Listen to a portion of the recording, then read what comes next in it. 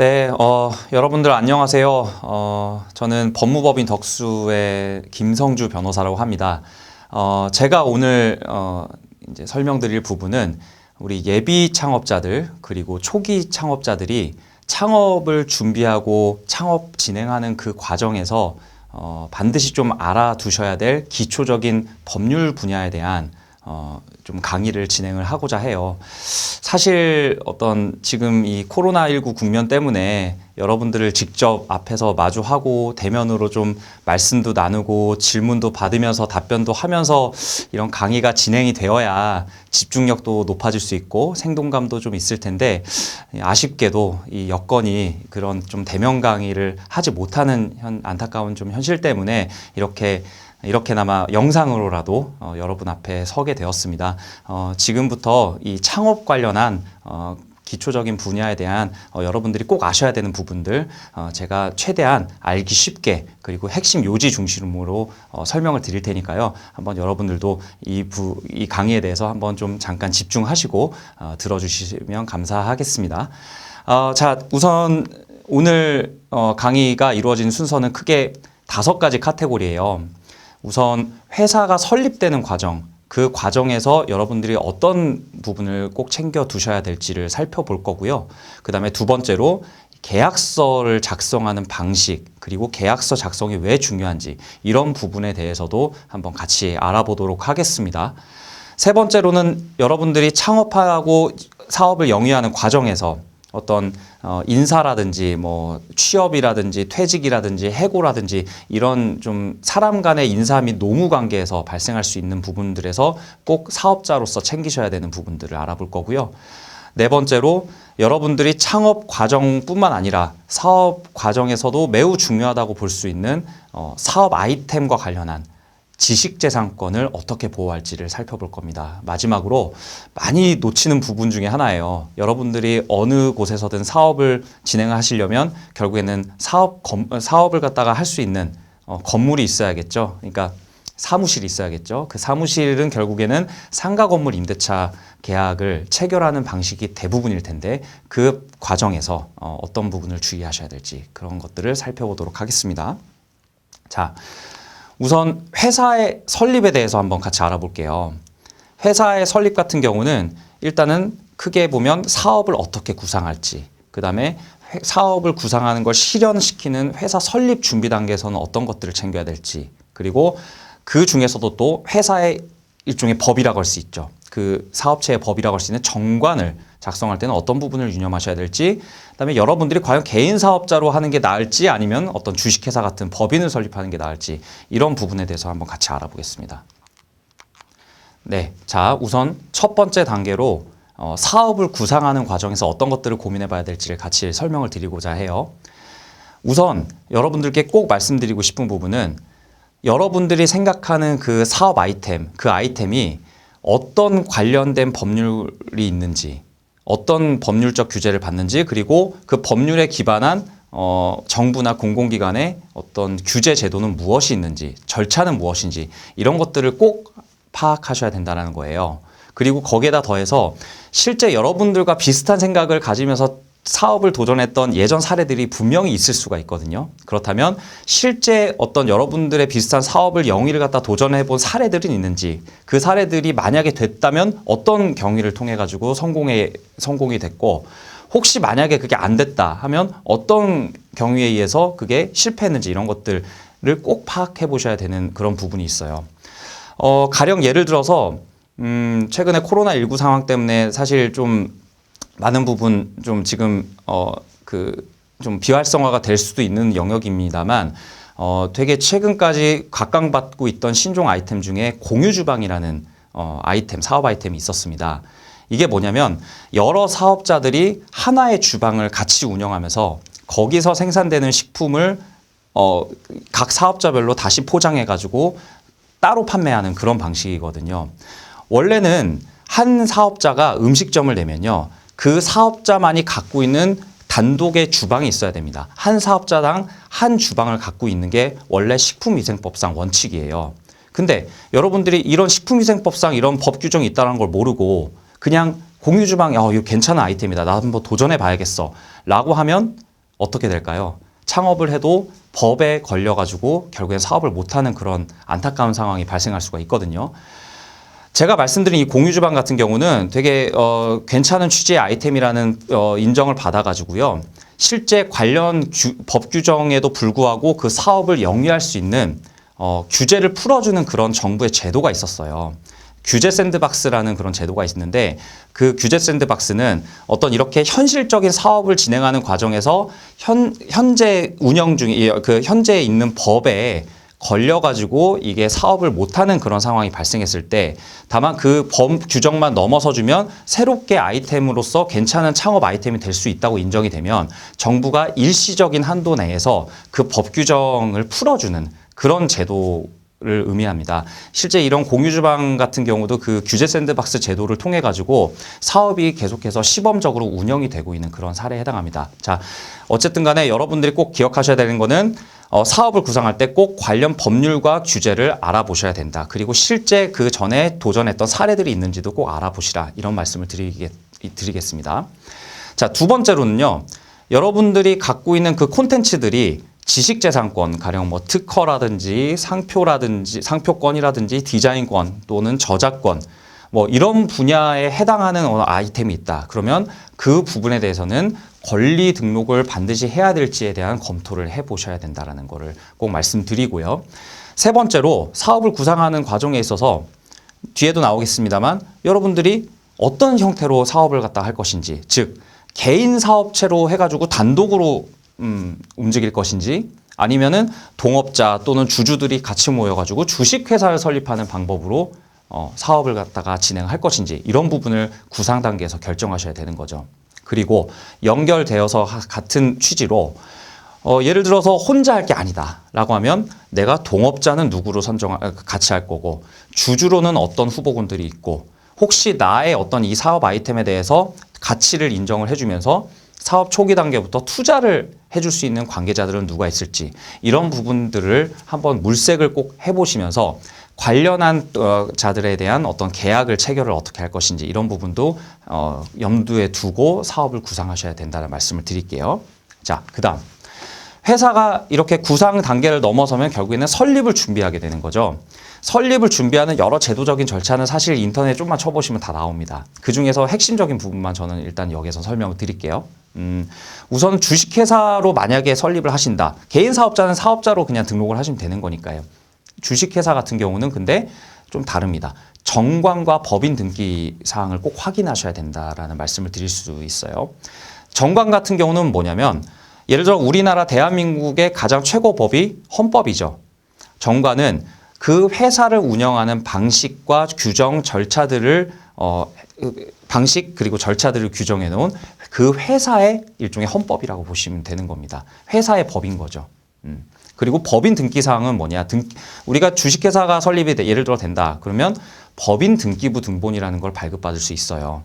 우리 개인적으로는 다들 주민센터 가면 주민등록 등본을 발급받을 수 있죠. 마찬가지입니다. 그 법인이 언제 설립됐고 그 법인을 구성하고 있는 현재 구성원들은 누구고 지금 그 법인의 상태는 어떻고 자본금은 얼마인지 이런 법인의 기본적인 정보를 담은 등기부 등본을 발급받을 수 있게 되는 겁니다. 그래서 이 두 가지 사항을 꼭 챙기셔야 되는데 특히 그 중에서도 정관에 대해서 그 정관을 만들 때 반드시 들어가야 되는 부분들을 중심으로 설명을 드릴게요. 자, 정관을 작성할 때 어떤 부분을 고려해야 되냐? 자, 첫 번째로 우선 필수적인 기재사항이 무엇인지를 체크를 해보셔야 돼요. 자, 이 앞에 부분 보시면 필수적 기재사항에 목적, 상호, 그리고 회사가 발행할 주식의 총수를 넣어야 되고요. 그 다음에 그 주식의 1주당 금액이 얼마냐, 뭐 1주당 5,000원이냐, 10,000원이냐 이런 것들을 꼭 정하셔야 됩니다. 자, 그리고 회사의 설립 시에 발행하는 주식의 총수도 정해야 돼요. 자, 이게 회사가 발행할 주식의 총수와 뭐가 다르냐? 회사가 발행할 주식은 이 설립 단계에서 주식을 얼마나 발행할 것인지와 관계없이 결국엔 이 회사가 나중에 갔을 때 더 성장했을 때 얼마만큼의 주식을 발행할 수 있는지 그 한도를 정해놓는 게 회사가 발행할 주식의 총수라는 의미고요. 회사가 설립 시에 발행할 총수는 처음 시작할 때 여러분이 몇 주까지를 일단 발행해 놓고 시작할 것인지를 정한다. 그러니까 회사가 설립 시점에 하는 거는 아무래도 회사가 총 발행할 주식의 총수보다는 적을 수도 있는 거겠죠. 그거를 고민하셔가지고 정하셔야 된다. 그 다음에 회사가 과연 어디 소재를 갖다 할 것이냐, 회사 본점이 서울시에 할 것이냐, 뭐 경기도에 할 것이냐, 이런 부분을 정해야 된다라는 거겠죠. 자, 그리고 회사 공고를 어떻게 할 것인지, 홈페이지에, 인터넷 홈페이지 통해서 할 것인지, 아니면은 신문 발행되는 신문을 통해서 할 것인지, 이런 것들을 정하셔야 되는 거고, 주식회사가 설립하는 과정에서 설립자, 즉 발기인의 이름, 주민등록번호, 그리고 주소, 이런 인적사항도 꼭 챙겨서 정관에 반드시 들어가야 된다. 방금 말씀드린 이 필수적 기재사항을 빼놓으면요, 회사 설립이 안 됩니다. 그러니까 꼭 챙겨보셔야 될 것 같고요. 자, 약간 강론적으로 일단 회사의 목적 부분 같은 경우는요, 그 목적 사업 자체는 구체적으로, 그 다음에 그 목적에 부합하는 사업 범위는 최대한 다양하게 구성하는 게 좋습니다. 가령 여러분들이 컴퓨터 프로그램을 제작하는 회사를 만든다. 그러면 프로그램 제작만 딱 이렇게 목적 범위에 넣는, 사업 범위에 넣는 게 아니고 그 제작뿐만 아니라 유통, 판매, 그리고 그 프로그램을 이용해서 다른 저작물을 만들 수 있는 그런 어떤 여러 가지 그 사업과 관련한, 회사의 목적과 관련한 여러 기타 사업들을 같이 사업 범위에 넣어 놓으셔야지 나중에 이 회사를 영위하는 데 있어서 그 사업 운신의 폭이 훨씬 넓어질 수가 있다는 거죠. 자, 그 다음에 회사의 상호, 즉 회사의 이름이죠. 회사의 이름에는 문자로 표시되어 발음할 수 있어야 됩니다. 이건 매우 중요합니다. 여기 즉 기호나 도형, 문양같이 말로 설명하기 어려운 그런 부분은 상호로 사용될 수가 없어요. 예를 들어서 땡땡 주식회사 앞에 땡 앞에 뭐 세모자 문자 도형이 들어간다. 자, 그러면 이거를 내가 발음을 갖다가 어떻게 합니까? 발음을 할 수가 없죠. 세모 표시가 있는 땡땡 주식회사 이렇게 할 수도 없는 거고요. 그러니까 발음을 할 수 있는 문자로 표기된 상호를 선택하셔야 된다는 걸 꼭 인지를 하셔야 되는 거고, 그 다음에 주식회사 정관은 기본적으로는 그 정관과 그 다음에 주식회사 설립 과정에서의 필요한 의사록에 대해서 공증인의 인증이 있어야지 그 정관에 대한, 그리고 의사록에 대한 효력이 있습니다. 다만 우리 상법에서 예외를 두고 있는 부분은 자본금 총액이 회사의 자본금 총액이 10억 미만의 주식회사가 발기 설립으로 회사를 설립하는 경우에는 예외적으로 일단 정관이나 의사록에 공증인의 공증이 없더라도 회사의 설립을 인정해 준다는 걸 꼭 알고 가셔야 될 것 같아요. 자, 여기서 발기 설립이라고 돼 있는데 용어가 어렵죠. 발기 설립이라는 거는 회사를 설립하는 방식에는 발기 설립이 있고요. 또 모집 설립이라는 게 있어요. 발기 설립 같은 경우는 발기인이 일단 그 회사 전체 주식의 총수를 다 인수해서 발기인 혼자 설립할 수 있게끔 만들어주는 게 발기 설립입니다. 소규모로 회사를 설립할 때는 혼자서 할 수 있으니까 용이하죠, 이게. 근데 모집 설립 같은 경우는 발기인이 그 회사 전체 주식 중에 일부만 일단 가져가고요. 나머지 주식에 대해서는 모집을 통해서 주주들이 모집이 되면 그 주주들과 함께 발기인이 회사를 설립할 때 그거는 모집 설립이 되는 거예요. 이거는 오히려 이거는 어떤 그 회사가 좀 대규모 자본을 통해 가지고 조달해 가지고 설립을 해야 될 필요성이 있을 때, 그럴 때 유리한 설립 방법이 되겠죠. 발기 설립, 모집 설립 그 부분에 대한 차이점을 설명하면 또 그것만 한 20-30분 걸립니다. 그 부분에 대해서는 별도의 나중에 또 기회가 되면 다시 구체적으로 설명드리도록 하고요. 일단 정관에는 이렇게 목적, 상호 이런 부분에 대한 어떤 필수적 기재사항을 꼭 확인하시라, 이런 말씀을 드릴 수 있겠어요. 자, 그 다음 개인 사업자와 법인 사업자 중에 무엇이 좋을까? 사실 답은 없어요. 여러분들의 현실적 상황과 또 여러분들이 앞으로 구상하는 사업이 어떤 방향으로 나갈 것인지에 따라서 여러분들이 결정하시면 됩니다. 각자가 이제 장단점이고 호불호 부분이 있는 거겠죠. 다만 이제 그런 부분에 판단하실 때 어떤 차이점이 있는지는 구체적으로 좀 알아보셔야 되겠죠. 우선 개인 사업자 같은 경우는 설립 절차 부분에서, 자, 개인 사업자 같은 경우는 관할구청에 인허가를 받고 세무서에 직접 사업자 등록을 신청하면 되는 거예요. 여기서 인허가라는 거는 혹시 그 영위하는 사업이 인허가 사항일 경우에는, 예를 들어서 건축업을 한다, 이거는 허가 사항이거든요. 이런 것들은 인허가를 우선 받아야 됩니다. 그렇게 해가지고 사업자 등록을 세무서에 하면 되는 거고요. 주식회사는 달라요. 주식회사는 아까 말씀드렸죠. 법인 등기가 되어야 된다. 자, 이거는 법원을 가야만 할 수가 있는 거예요. 법원을 통한 법인 설립 등기가 필요하다는 데에서 두 가지 이제 형태의 설립 절차가 차이가 나는 거죠. 자, 책임 부분은 어떻게 될까요? 개인 사업자는 자기가 사업을 혼자 하는 이상 자기가 모든 책임을 지게 됩니다. 같이 경영 방식과 같이 좀 설명을 드릴게요. 대신에 개인 사업자는 내가 혼자 스스로 하는 거니까 자유롭게 내 판단에 의해서 개인적인 운영이 가능하다는 거죠. 내 판단에 의한 자유로운 선택과 내 책임, 이것이 같이 나가는 게 바로 개인 사업자 형태라고 보시면, 반면 주식회사는 어떠냐? 자, 경영에 있어서의 책임은 주식회사의 대표자, 즉 등기상 대표이사가 경영상의 일단의 책임을 지게 되는 거예요. 주주는 그 경영의 실패에 대한 책임을 갖다 온전히 지는 게 아닙니다. 주주 같은 경우는, 주식회사의 주주는 그 회사에 출자한 주식 지분의 그 비율만큼의 책임을 질 수 있게 되는 거죠. 그런 부분에서 차이가 있고요. 또 경영 방식은 어떠냐? 주식회사 같은 경우는 대표이사가 직접 경영을 갖다 하는 거죠. 다만 이 경영이 제대로 됐는지 안 됐는지, 그리고 경영에 있어서 중요한 어떤 계약을 어떻게 체결하는지, 이런 부분에 대한 절차에 있어서 이사회나 주주총회의 결의 또는 감독을 받게 되는 거예요. 혼자 마음대로 못한다라는 거죠. 예, 이런 부분에 있어서 개인 사업자와 주식회사가 차이가 있어요. 자, 이윤 같은 경우에도요. 개인 사업자 같은 경우는 어때요? 스스로 하는 거니까 스스로가 이제 소득을 발생하는 거고 스스로 지출하는 거예요. 사업에서 발생된 이익을 어떻게 사용할지, 어떻게 지출할지, 이런 것들에 대한 제약이 따로 있지 않습니다. 주식회사는 어때요? 정관에서 정한 이윤 지급 방식을 따라야 됩니다. 즉 정관에서 급여를 어떻게 책정하고 성과급을 어떻게 책정하고 배당금을 주주한테 얼마나 줄 것인지 그 절차들을 규정하고 있거든요. 그렇기 때문에 그 형태와 절차를 지켜서 인출을 할 수 있게 되는 거고요. 개인 사업자는 채무 부분도 자기가 직접 부담하는 거죠.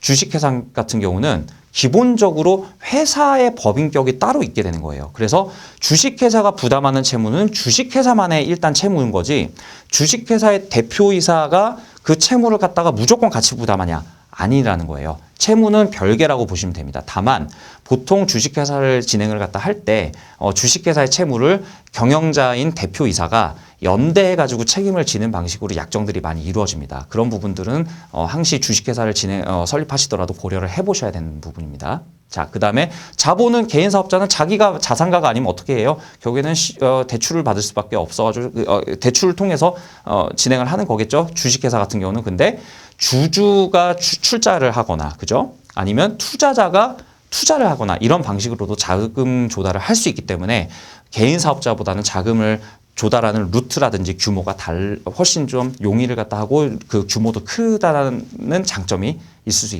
있겠습니다. 자, 일단 이렇게 개인 사업자와 법인 사업자가 어떤 게 좋을지를 지금 말씀드린 그런 차이점을 한번 잘 살펴보시고 여러분들이 한번 선택을 해보시면 좋을 것 같아요. 다음입니다. 다음은 계약서 작성에 대한 부분이에요.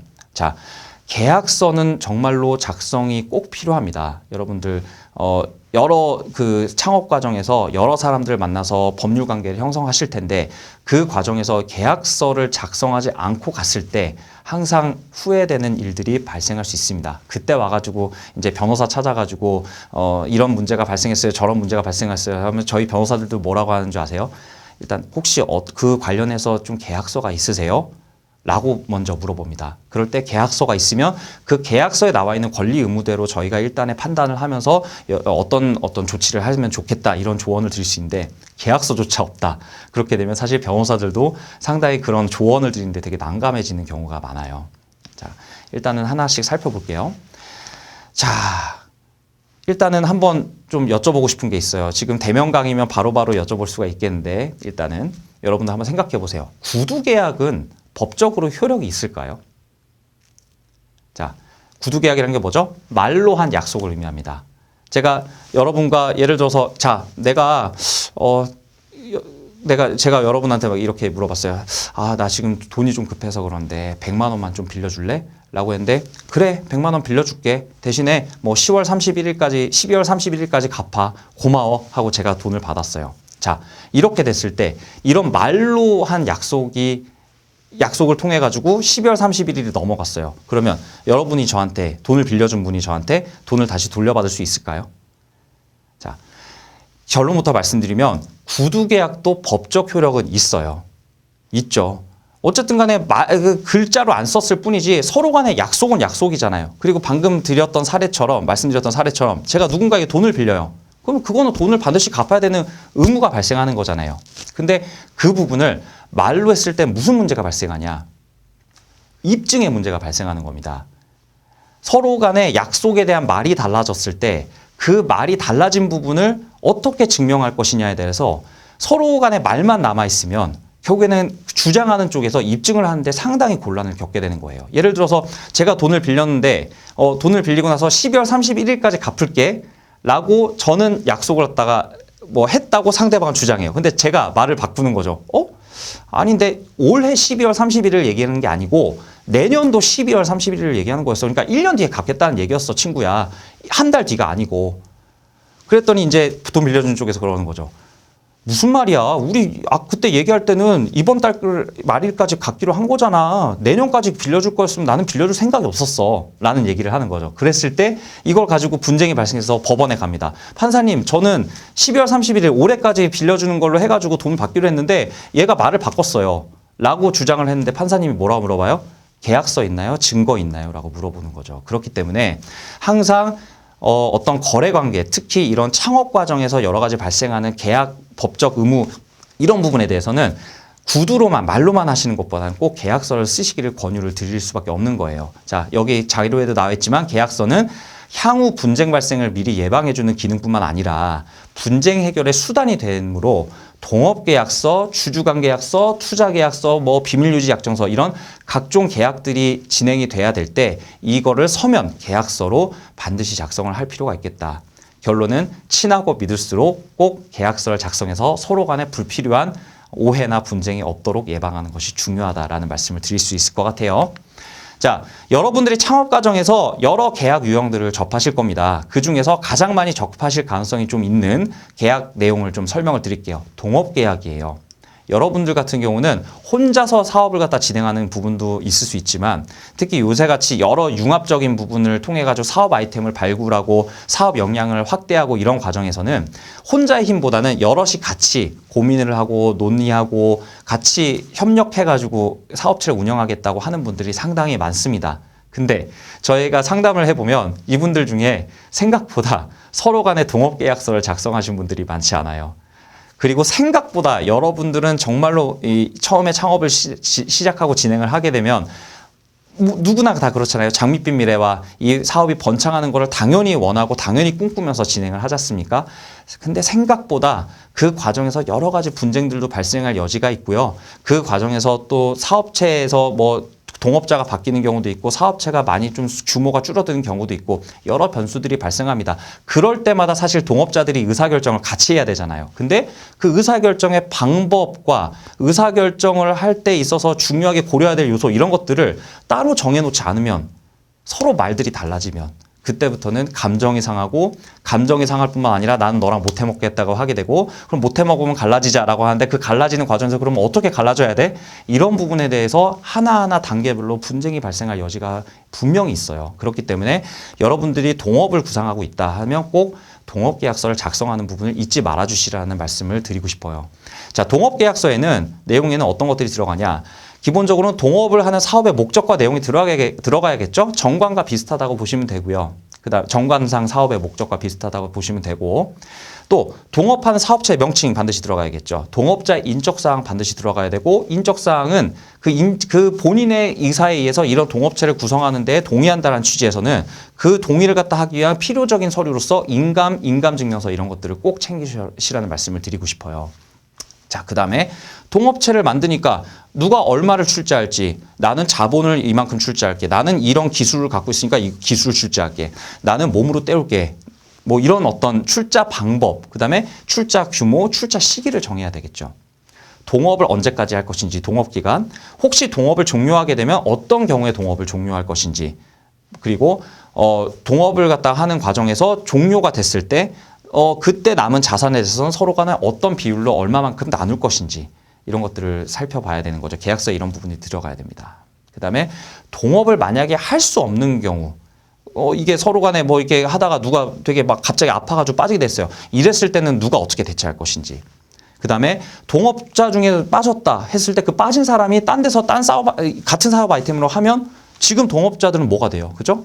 경업을 갖다 어떻게 금지할 것인지, 동업체를 영위하는 과정에서는 딴 데 한눈 팔지 못하도록 겸업을 어떻게 금지할 것인지, 이 동업체가 갖고 있는 여러 가지 자산들에 대해서는 어떻게 비밀을 유지할 것인지, 이런 부분들에 대해서 동업계약서에는 반드시 내용이 들어가야 되고, 지금 제가 쭉 말씀드린 게 지금 강의 자료에 보시면 1번부터 6번 그리고 손해배상 조항도 있죠. 7번까지 항목이에요. 지금 말씀드리는 것만 해도 되게 구체적인 내용들이 많이 들어갈 수밖에 없겠죠. 자, 동업계약은 상세하고 최대한 자세하게 정해놔야지 그 변수에 맞는 나중에 상황이 발생했을 때 여러분들이 이 계약서 내용을 보면서 해석을 용이하게 하고 쉽게 대처를 할 수 있다. 그리고 변호사들도 이 계약서를 기본적으로 해가지고 여러분들께 조언을 드리는 게 훨씬 더 효율적이고 훨씬 쉽습니다. 그래서 동업계약서를 꼭 작성을 해두실 것을 권유를 드리는 거고요.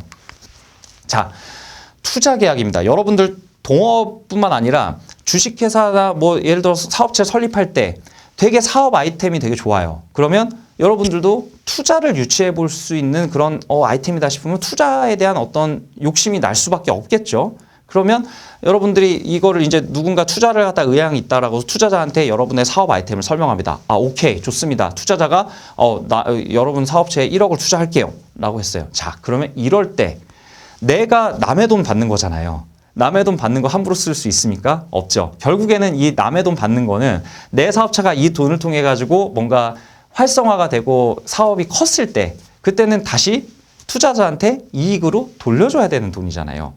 내가 돈을 받아서 어떻게 쓰고 내가 그게 나중에 사업이 커져가지고 성공했을 때 어떻게 돌려주실 것인지에 대해서 그 절차와 방법, 그 돌려주는 비율, 이런 것들을 꼭 정해놔야 되기 때문에 투자계약서는 반드시 투자자와 함께 써야 된다.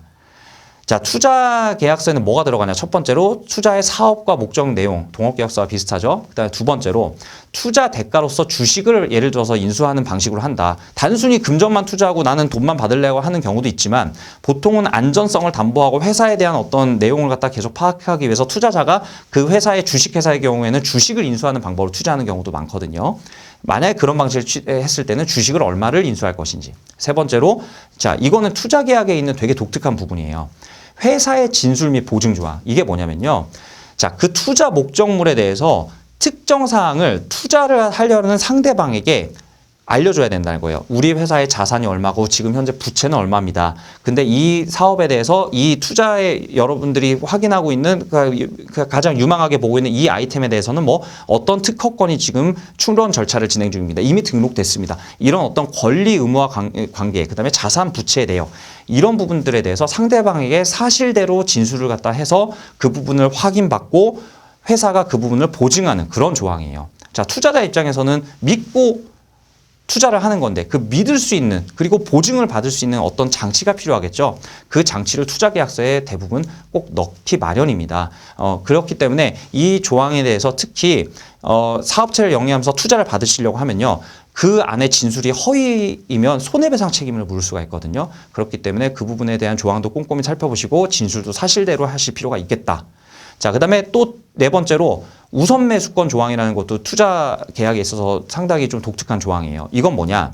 자, 투자자가 예를 들어서 투자를 해놓고서 사업을 가만히 보다가 아, 이거 좀 괜찮은 아이템이다 라고 하면서 그거를 이제 그 부분에서 근데 이거 약간 좀 옆에서 경쟁하는 업체가 괜찮은 업체가 있었어요. 그러면 아, 이걸 빼가지고 내가 저쪽에다 더 투자하면 돈을 더 많이 받을 수 있겠지라고 해가지고 여러분의 사업체에 있는 주식을 빼가지고 경쟁업체에 팔려고 해요.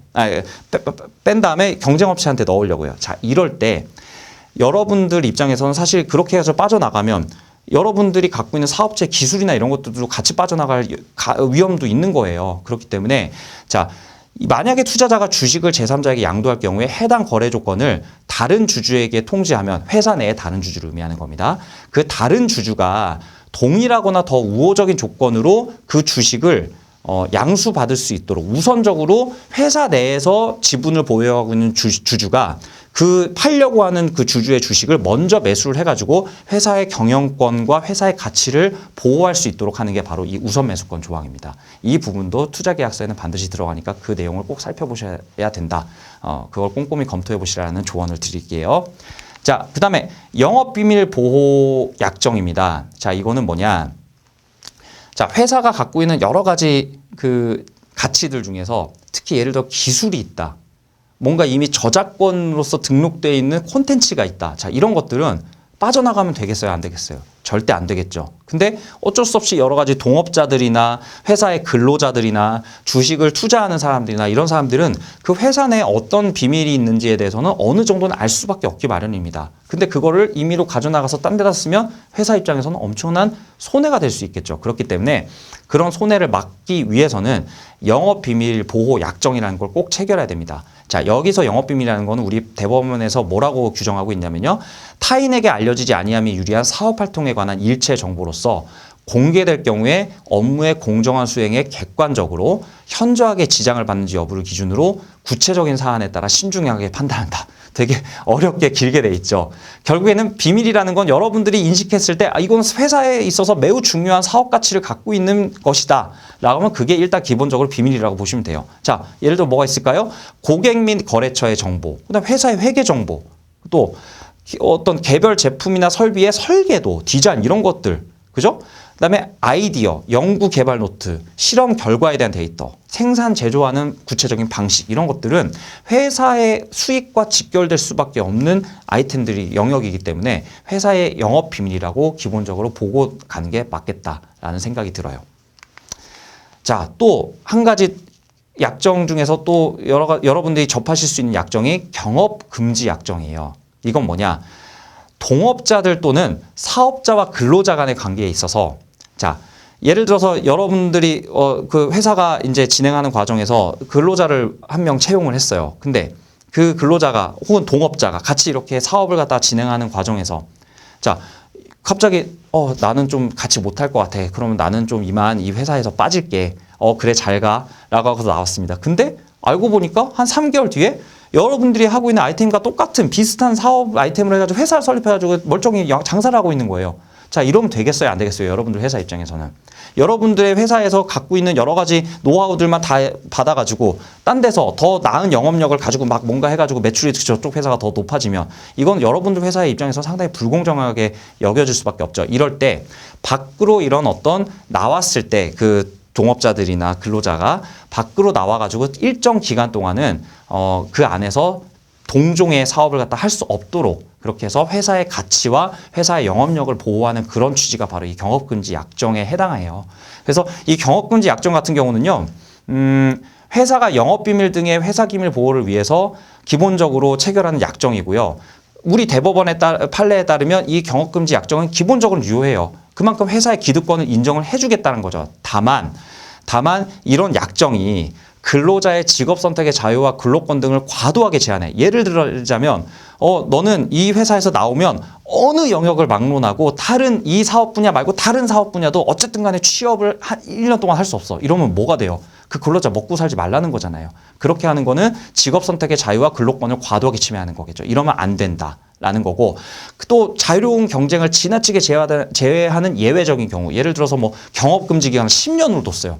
그 10년 동안 그 아이템 어쨌든 간에 먹고 살 아이템을 갖다 완전히 10년 동안 제한하는 건 너무 또 이제 긴 수가 있지 않겠습니까? 그래서 그런 경쟁을 또 지나치게 제한하는 그런 예외적인 경우에 한해서는 무효라고 경업금지 약정이 무효가 되는 예외적인 경우도 있다. 그래서 기본적으로 자, 여기 자료에 보시면 첫 번째 보호할 가치가 있는 사용자 이익이 있는지, 두 번째 근로자가 퇴직 전에 어떤 지위에 있었는지, 세 번째 경업 제한의 기간과 지역 및 대상 직종은 무엇인지, 네 번째 근로자에 대한 대가를 충분히 제공하면서 퇴사를 시켰는지, 다섯 번째 근로자가 퇴직하는 경위가 무엇인지, 갑자기 단순 변심에 대한 일방 퇴사인지 해고인지 뭐 이런 것들이겠죠.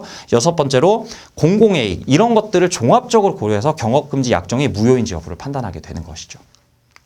다음, 이 약정 관련해서 사례가 있어요. 가령 실제 대법원에서 나온 판례 사례인데요.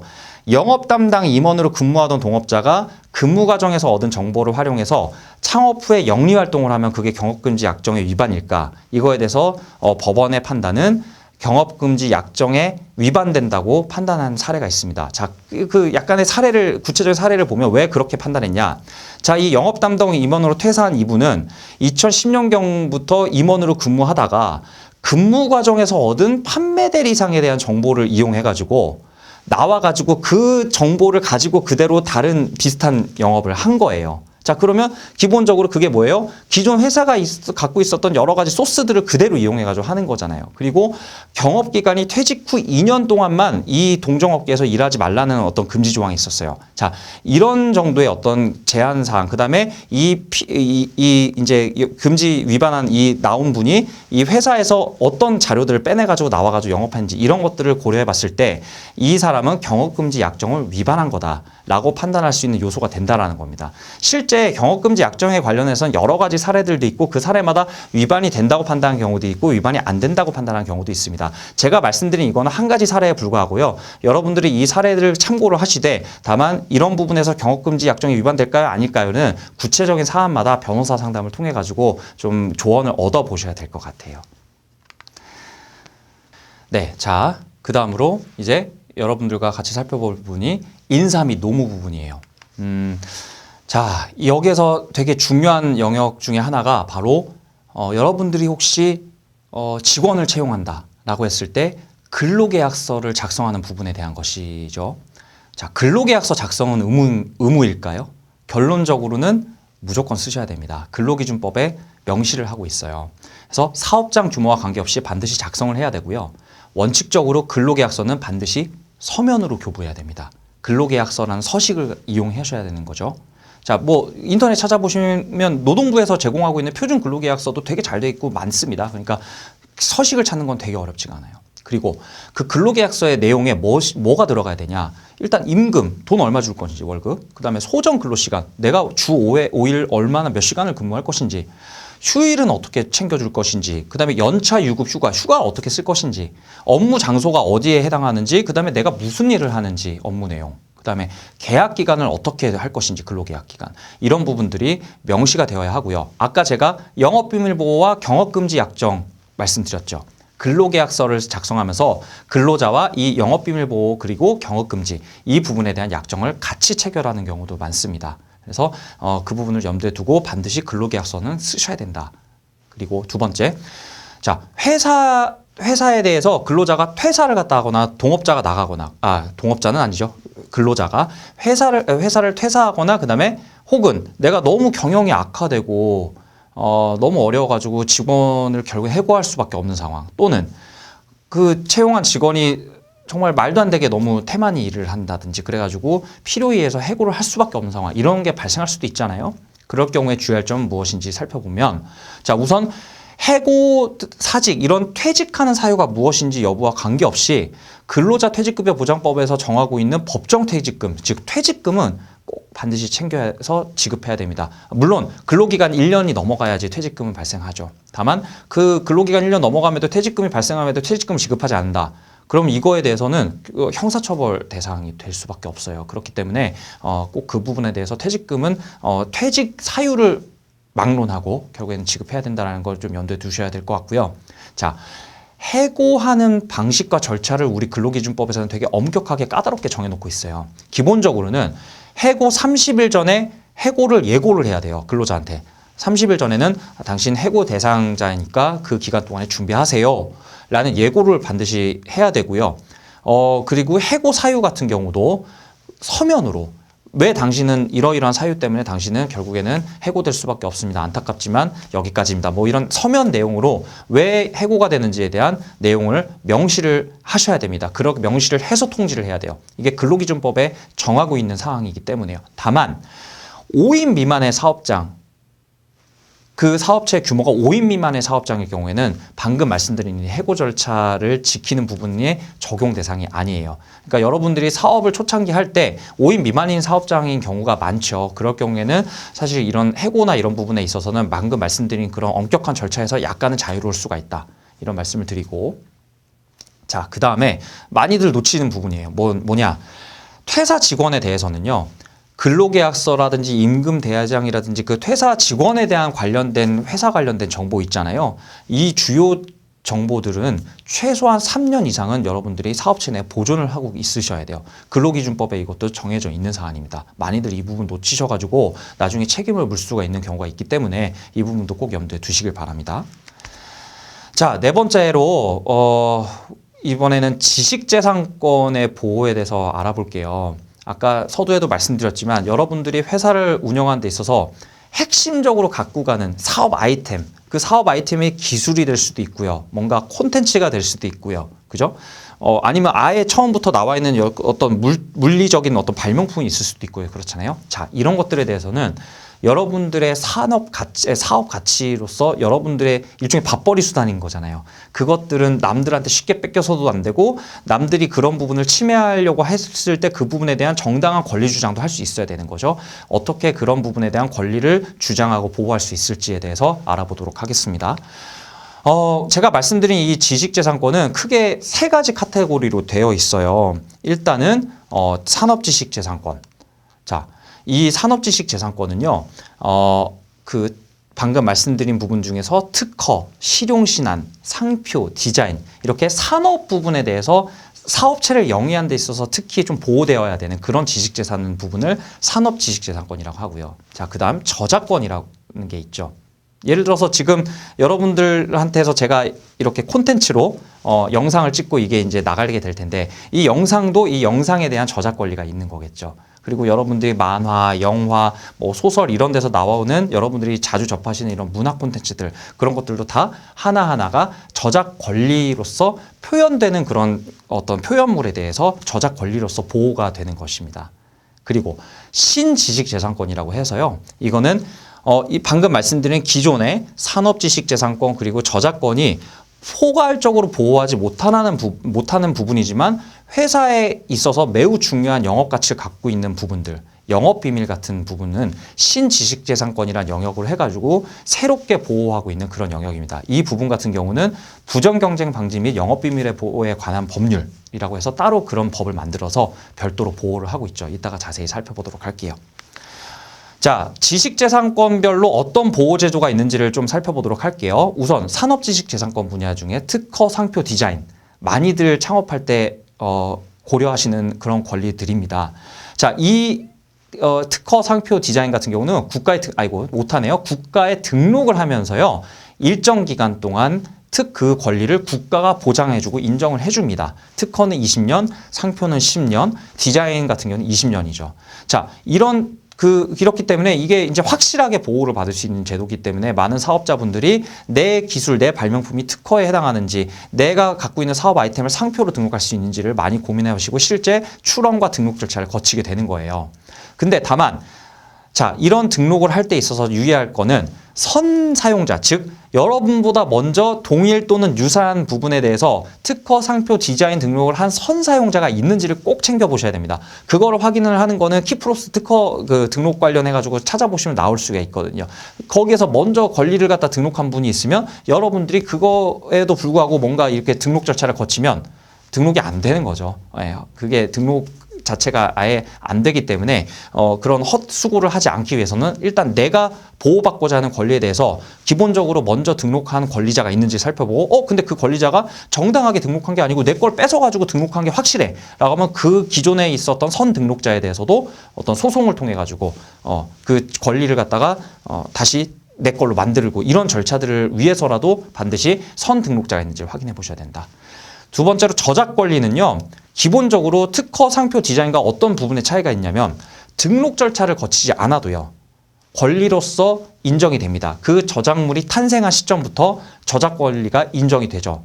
그렇다고 해서 저작 권리는 등록 절차가 없냐? 있습니다. 한국저작권위원회 통해 가지고 마찬가지 방식처럼 특허, 상표, 디자인처럼 이렇게 저작 권리로서 등록해가지고 인정받는 절차가 있어요. 자, 이 저작 권리가 인정이 되면요, 70년간 그 저작 권리에 대해서는 그 저작권자에 대해서 독점권이 인정됩니다. 그 70년간 저작 권리자가 자기가 스스로 계약을 통해서 다른 사람한테 권리를 양도하지 않는 한 기본적으로는 그 저작 권리자의 소유가 되는 거겠죠, 독점적으로.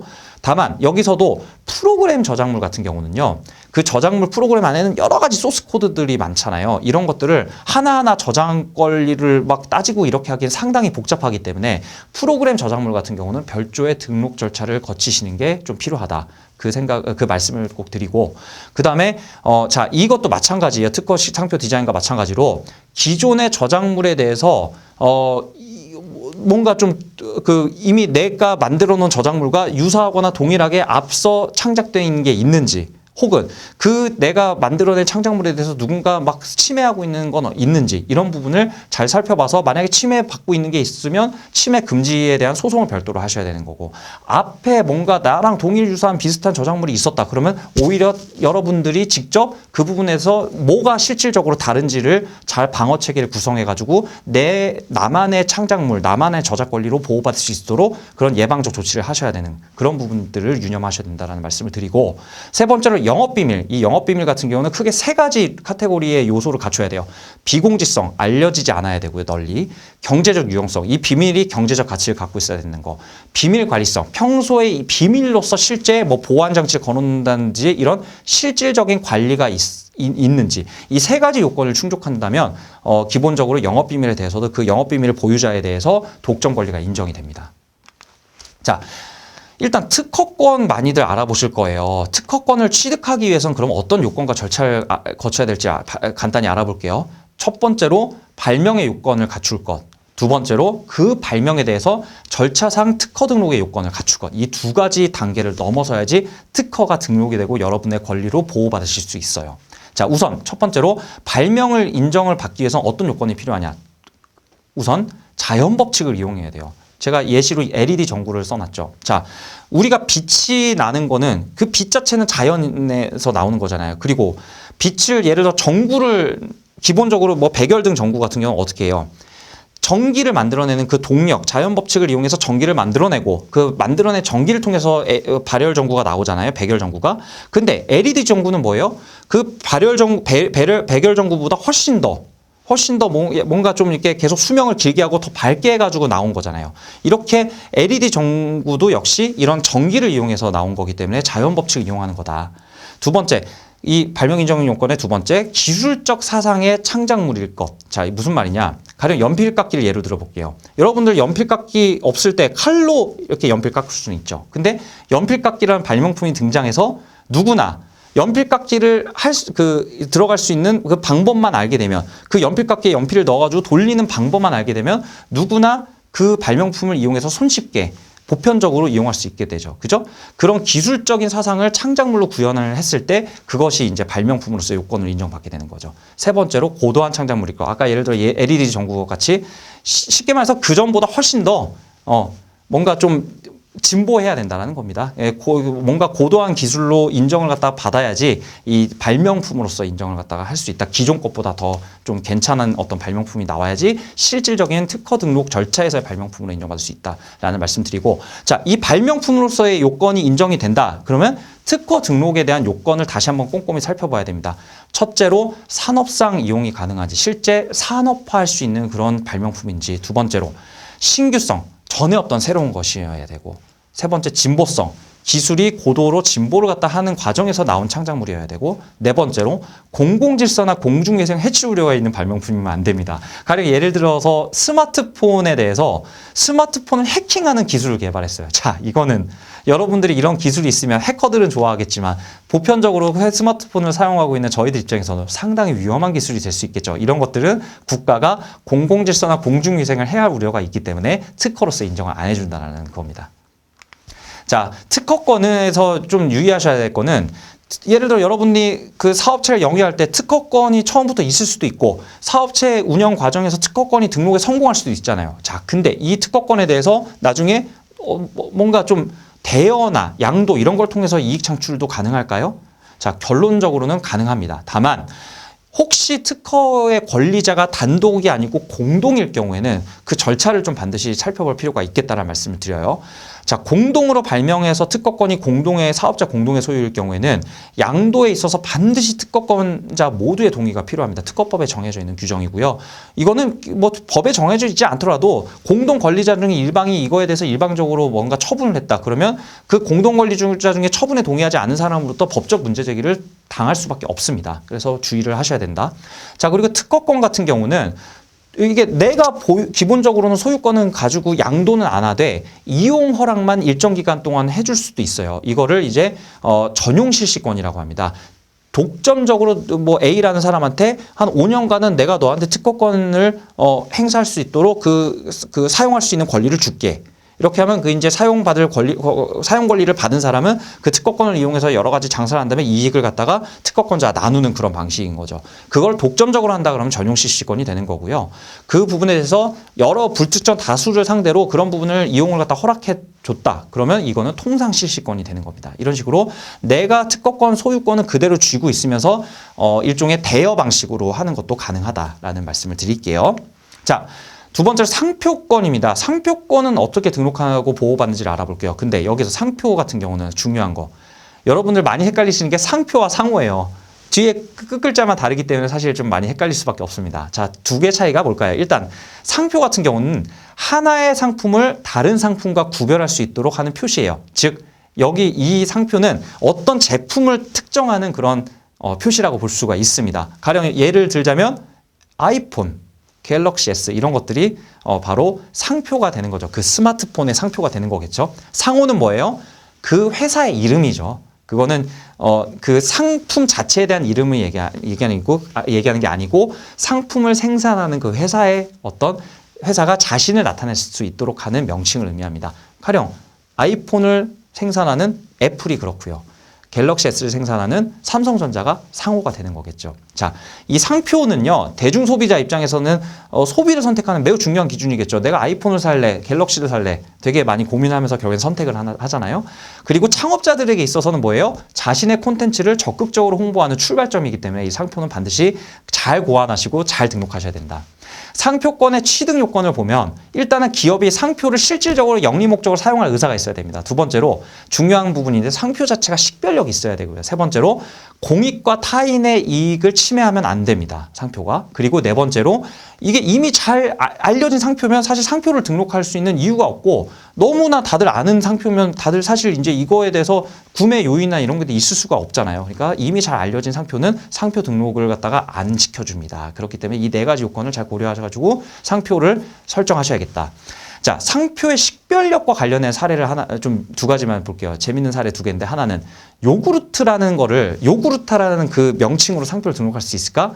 결론은 되게 좀 오래된 판례긴 한데 요구르트는 보통 명칭에 해당돼서 식별력이 없어서 안 된다는 판례가 있어요. 자, 요구르트는 우유로 만든 유산균 발효율을 지칭하는 것으로서 보통 명칭에 해당하여 상표 등록이 안 된다라고 한 대법원 판례가 있습니다. 또 하나의 예로 카페라떼. 우리가 카페 가서 카페라떼 주세요, 아이스 아메리카노 주세요 이렇게 얘기하잖아요. 자, 이 카페라떼도 여기 이제 이 판결문에 나와 있는 표현인데 이탈리아 사람들이 즐겨 마시는 진한 커피는 에스프레소 커피에 우유를 넣은 밀크 커피를 뜻한다. 이거 그 구성하는 것도 정의 규정 찾는 것도 사실 판결문 쓰실 때 판사님 고민하셨을 것 같아요. 자, 어쨌든 간에 이런 카페라떼도 커피 음료의 보통 명칭에 해당해서 카페라떼라는 것만으로 상표를 등록할 수는 없다. 라는 게 기본 지금 그 나와 있는 대법원의 판례거든요. 이런 부분을 이제 상표의 식별력을 구분한 데 있어서 보통 명칭은 식별력이 인정이 안 돼 가지고 등록이 거절될 가능성이 있다. 이런 것들을 좀 염두에 두셔야 될 필요가 있다는 말씀을 드립니다. 자, 그리고 영업비밀 관련해서 영업비밀은요, 말씀드렸던 특허, 상표, 저작권 이 부분과 좀 다르죠. 관련 법으로서 부정경쟁 방지 및 영업비밀에 관한 보호 법률, 이거의 보호를 기본적으로 받고요. 또 한편에선 산업기술 유출 방지 및 보호에 관한 법률의 규정을 적용을 받습니다. 또 형법상 업무상 배임죄 또는 절도죄, 영업비밀을 갖고 나오면요, 이거에 대해서는 업무상 배임이나 절도죄 또는 아까 말씀드린 부정경쟁 방지법 위반에 따른 처벌이 가능합니다. 자, 영업비밀 보호 약정 관련해서 아까 잠깐 약정이 있었다는 소개를 드렸죠. 한 가지 사례를 중심으로 설명을 간단히 드릴게요. 프로그램을 개발을 했는데요. 그 프로그램의 공동 저작권자인 동업자가 있었어요. 근데 회사를 나온 거죠. 회사를 나와가지고 별도로 자기가 만든 프로그램을 좀 수정 보완하고 또 좀 여러 가지 창작 요소를 구비해가지고 그거를 갖다 이용해서 사업체로 새로 만들어가지고 영위했어요. 그랬더니 기존에 있었던 동업자가 나온 동업자를 상대로 영업비밀 보호 약정 위반이다. 그래서 부정경쟁 방지법 위반으로 고소를 갖다 했었던 사례입니다. 자, 어떻게 됐을까요? 자, 여기 사례에서의 포인트는 이 프로그램의 공동 저작권자가 나와서 그 저작 권리를 기반으로 해서 했다라는 거죠. 이 사례 같은 경우는 결국에는 이제 혐의 없음, 즉 죄가 인정이 안 된다고 해서 검찰에서 불기소 결정을 했었어요. 근데 그 이유는 무엇이냐? 사실 중요한 게 두 가지였습니다. 프로그램의 공동 저작자였다는 점. 그다음에 두 번째로 프로그램에 대해서 보안 서약 이런 것들도 별도로 없었고요. 그 저작권자인 피고소 당했던 동업자가 그 프로그램을 자유롭게 막 왔다 갔다 하면서 갖고 나올 수도 있었어요. 비밀로서 관리가 안 됐던 거죠. 이런 경우에는 비밀성을 인정을 받지 못해서 부정경쟁방지법 위반이 안 된다라고 판단이 나왔던 사례입니다. 다만 조심하셔야 될 거는 어쨌든 그렇더라고 하더라도 형사상 책임은 처벌은 안 되더라도요. 민사적으로 내가 공동저작으로 되어 있는 저작물을 함부로 그 공동저작도 동의 없이 쓴다? 이러면 이거는 민사상 손해배상 문제는 될 수가 있어요. 이거는 조심하셔야 됩니다. 자, 영업비밀 침해를 예방하는 방법으로는요. 영업비밀 원본을 증명할 수 있도록 특허청에 등록을 할 수 있는 절차가 있습니다. 이 부분을 통해서 만약에 등록이 되면 기본적으로 내가 영업비밀이라고 주장할 수 있는 아주 중요한 근거가 될 수가 있는 거예요. 그렇기 때문에 이런 부분은 절차상 한번 확인을 하셔가지고 영업비밀에 해당할 수 있는 가능성만 있다. 아까 요건 말씀드렸죠. 그 요건에 해당된다고 한다면 이 원본 증명제도를 이용해서 꼭 등록을 해보시는 절차를 알아보시라 조언을 드리고요. 근로자 또는 동업자와는 아까 말씀드린 것처럼 전직 금지 약정 또는 경업 금지 약정을 통해서 영업 비밀을 보호할 수 있다. 다만 그게 과도하면 위법해서 무효가 될 가능성도 있다라는 거 다시 한번 복귀하고요. 세 번째로 협력업체다. 그러면 그 협력업체는 이 협력업체와 거래하는 과정에서 우리 영업 비밀이 뭔가 좀 공유가 될 수밖에 없다. 무조건 비밀 유지 약정을 걸어가지고 반드시 그걸 유출을 할 수 없게끔 하고 약정이 끝나면 무조건 폐기하게끔 그런 어떤 약정 사항을 꼭 넣으셔야 된다.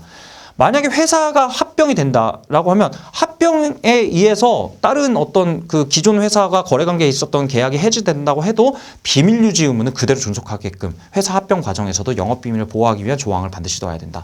크게 4가지 예방 방법을 설명을 드렸습니다. 자, 마지막입니다. 상가 건물 임대차 계약 간단히 살펴볼게요. 자, 이게 왜 중요하냐? 여러분들이 사무실을 어쨌든 간에 만들어가지고 사무실 입주를 해야 되잖아요. 그냥 재택근무할 게 아니면요. 계속 쭉 재택근무할 게 아니면 어쨌든 회사에 사무실이 필요한데 사무실은 결국에는 상가 건물에 대해서 건물주랑 임대차 계약을 체결해야 됩니다. 자, 요새 임대차 관련해서 여러 가지 분쟁들이 있습니다. 특히 또 코로나19 국면에서 많은 창업자들이 또 이제 폐업을 하는 과정에서 또 임대차 분쟁 이런 것들도 발생하는 경우가 왕왕 있거든요. 저희가 상담을 해보면 사실 되게 안타까운 경우도 많은데요. 그 안타까움을 계약 체결 과정에서 조금이라도 좀 인지하고 예방을 갖다 할 수 있었더라면 좀 폐업이 혹시나 되더라도 그런 문제가 발생하지 않을 수 있을 텐데라는 아쉬움이 있는 경우가 많아요. 기본적인 내용들 좀 챙기셔야 될 내용들 중심으로 살펴드릴게요. 우선 대항력 임대차 계약에 있어서는 대항력을 구비하는 게 매우 중요합니다. 자, 대항력이 뭐냐? 임차인이 임차 건물의 양수인 임대할 권리를 승계한 자, 기타 임차 건물에 관하여 이해를 가진 자, 쉽게 말해서 건물주 등에 대해서 임대차의 내용을 주장할 수 있는 법률상의 권능입니다. 이게 왜 중요하냐? 예를 들어서 임대차 계약 기간 중에 갑자기 건물주가 바뀌었어요. 이랬을 때 갑자기 바뀐 건물주가 나는 너랑 임대차 계약 체결하기 싫은데 나가. 라고 할 수도 있잖아요. 그랬을 때 당신 그렇게 할 수 없습니다. 나는 기존 건물주와 계속해서 계약관계를 형성했고 그 과정에서 대항력이 있기 때문에 나는 당신이 임대인이라도 나는 당신과 그대로 계약관계를 유지할 수 있는 권리가 있고 당신은 그걸 함부로 뺏을 수 없습니다라고 주장할 수가 있다는 거예요. 이렇기 때문에 임대차의 대항력을 꼭 구비를 하셔야 된다. 어떻게 구비가 되냐? 상가 건물을 직접 인도받아서 그 안에 입주를 해야 되는 거고요. 실입주가 필요하고요. 사업자 등록을 그 해당 건물 소재지로 해가지고 신청을 갖다 해두셔야 됩니다. 그리고 임차인과 사업자 등록 간의 명의인이 다르면 안 돼요. 그러면 대항력이 깨집니다. 동일해야 된다는 말씀을 드리는 거고 임대차 계약상의 주소와 등기부상 주소, 법인 등기부상 주소가 동일해야 됩니다. 그리고 사업자 등록이 말소 변경되지 않고 그대로 기간 동안 계약 기간 동안 유지돼야 돼요. 이 4가지 구비 요건을 갖췄을 때 여러분은 저희 임차인으로서의 권리를 그대로 행사할 수가 있는 거죠. 자, 상가 건물 임대차 계약법에는 보면요, 상가 건물 임대차 보호법에는요, 권리금에 대한 회수 기회를 보호할 수 있는 조항이 별도로 마련돼 있어요. 이게 권리금은 여러분들 예를 들어 장사를 했다 내가 창업을 해서 근데 거기가 되게 이거는 이제 회사의 성격마다 다를 수 있어요. 근데 이제 소상공인 창업을 했는데 거기서 임차인으로서 들어가가지고 장사하다가 내가 그 자리에서 딴 데를 이전해요. 근데 그 곳이 되게 목이 되게 좋아요. 그래서 그 부분에 대해서는 그럼 어떤 게 붙어요? 보통 권리금이라고 해서 임차인이 새 임차인으로부터 받을 수 있는 그런 금액이 붙게 되는 거죠. 그래서 그 권리금은 임차인과 새 임차인 간의 계약 관계인데요. 자, 임대인이 권리금 당신 못 받아요. 이런 식으로 함부로 할 수 있냐? 결론은 그렇게 법이 하지 못하게끔 막아놓고 있다는 거예요. 그렇기 때문에 권리금 계약에 따라서 임차인이 주선한 신규 임차인이 되려는 자료부터 권리금을 지급받는 것을 임대인이 정당한 사유 없이 방해하면 안 됩니다. 그러면 임차인한테 손해배상 책임을 물을 수가 있어요. 그렇기 때문에 그리고 여기서 정당한 사유가 뭐냐? 예를 들어서 임차인이 3개월 이상 계속 차임을 연체했다. 자, 이러면 그런데 막 권리금을 갖다가 회수를 하려고 한다. 이런 부분까지는 법이 허용하고 있지 않다라는 취지거든요. 그래서 이런 임대인으로서는 권리금을 회수 기회를 방해하면 안 되고 임차인으로서는 내가 정당하게 새 임차인으로부터 권리금을 받고 나갈 수 있다. 이걸 법이 보장해주고 있다는 거를 인지를 하시고 좀 입주의 여건을 고려해 보시기 바랍니다. 자, 그 다음에 내가 임대차 계약이 끝났어요. 그래서 딴 곳으로 건물 사무실 이전해야 돼요. 이럴 때 뭐가 발생하냐? 바로 원상회복 문제가 항상 발생합니다. 계약서 보면요. 표준 계약서에도 원상회복 의무를 임차인한테 부과하도록 하고 있어요. 원상회복이 뭐냐? 쉽게 말해서 내가 들어온 것대로 그대로 돌려놓고 나가라는 거예요. 인테리어 새로 했으면 인테리어 다시 돌려놓고 나가 이런 방식이라고 보시면 됩니다. 이 원상회복 같은 경우는요. 임대인과 임차인이 계약 끝날 때 항상 문제가 됩니다. 자, 두 가지 상반된 판례의 내용이 있어요. 첫째.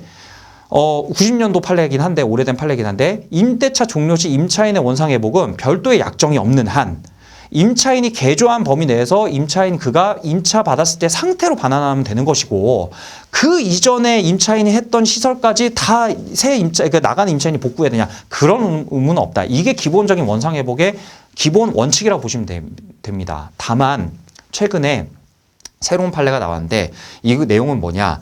요새 권리 계약도 많이 있고 프랜차이즈 여러 가지 영업들도 많잖아요. 그 과정에서 임차인들 사이에 같은 계약 조건을 해서 새 임차인이 전 임차인으로부터 영업 양도를 받고 그 임차인이 자기 소유의 시설에 대해서 원상회복 부담을 갖다 하기로 임대차 관계에서 명확하게 임대차 목적물에 대한 원상회복 의무를 딱 특약으로 딱 정해놨다. 만약에 이러면 임차인이 기존의 시설에 대한 그 부분에 대해서도요 원상회복을 갖다가 할 의무를 부담한다라는 좀 새로운 판례도 있어요. 그러니까 결론은 뭐냐?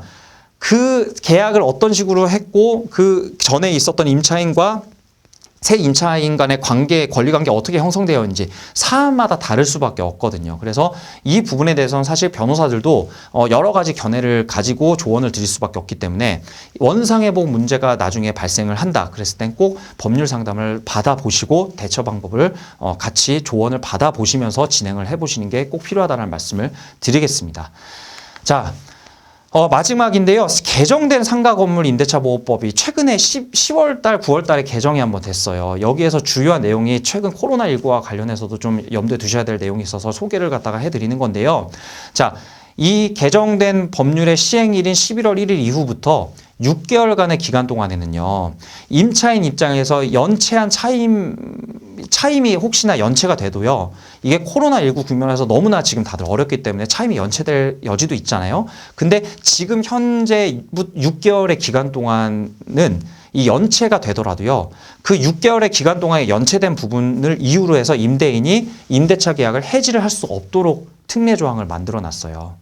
그러니까 그 사이에 너무나 코로나 때문에 어려워서 임대차 계약을 그대로 좀 의무를 이행을 못 하더라도 그 기간 동안은 예외적으로 임차인의 책임을 최대한 경감시켜주는 취지의 조항인 거죠. 원래는 법에 보면 3개월 이상 임차인이 연체하면 임대인이 임대차 계약 해지 통보를 할 수가 있거든요. 그거를 이제 일정 코로나19의 이 어려운 기간 동안 막아주는 그런 취지의 조항이라고 보시면 되는데 염두에 두실 거는 그 전에 연체한 차임액이나 지연손해금이나 이런 것들은 관련이 없고요. 그러니까 그 전에 이미 3회 이상 연체가 됐다.